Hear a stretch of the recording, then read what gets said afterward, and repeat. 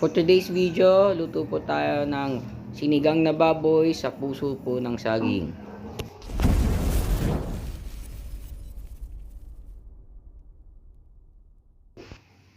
Ito po ang gagamitin natin. Puso ng saging, syempre. Yan po, buto-buto ng baboy. Tapos, syempre kailangan natin ng asin, kamatis, sibuyas, siling green, sinigang mix, pamintang buo, at syempre ang 4 cubes.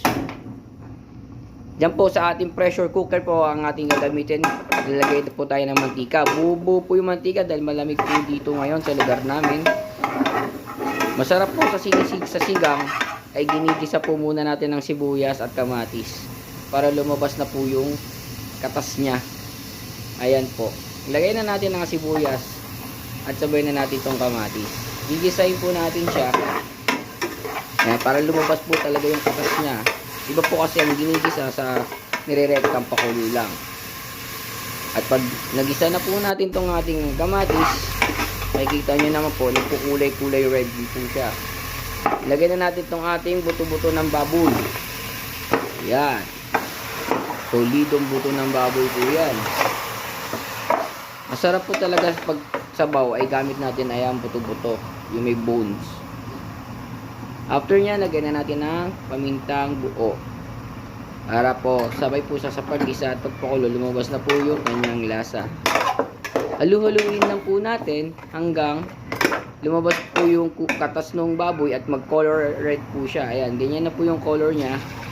Lagyan natin siya ng tubig, damihan po natin. Huwag masyadong puno kasi pressure cooker natin siya. Nakita nyo po yung kulay pula, yan po yung kamatis, nagkulay siya pag ginisam mo siya.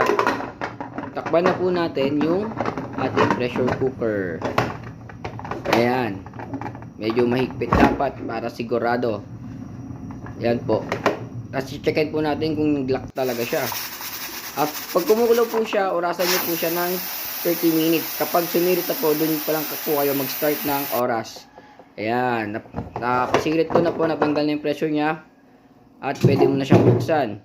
Pag nabuksan na po siya, makikita nyo naman po, yung ating baboy ay malambot na. After 30 minutes po yan. Huwag po nyong sasagarin kasi baka maging corn beef naman yung labas ng baboy. Kaya init ko na po siya ulit. Pagpakulo, lagay ko na to puso ng saging. Ayoko mag-overcook yung baboy, baka madurog po kasi siya.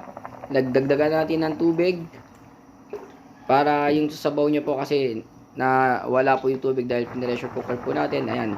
Pag kumukulo, lagyan na po natin ng 4 cubes para maglasang-lasang pork po talaga siya.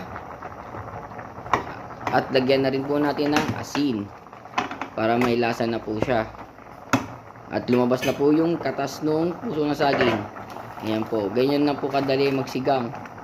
At inuhuli ko po nilalagay ang sinigang mix. Kasi po, para po sa akin, mas masarap nga sa huli siya para yung asim niya ay hindi kagad nawawala. Kapag maaga po kasi nilalagay yun, napapansin ko lang na nawawala din yung asim niya. Lagyan ko na po ng siling green, hinalo-halo ko na. At ayun na po, ready na po ang ating sinigang na baboy. Marami pong salamat!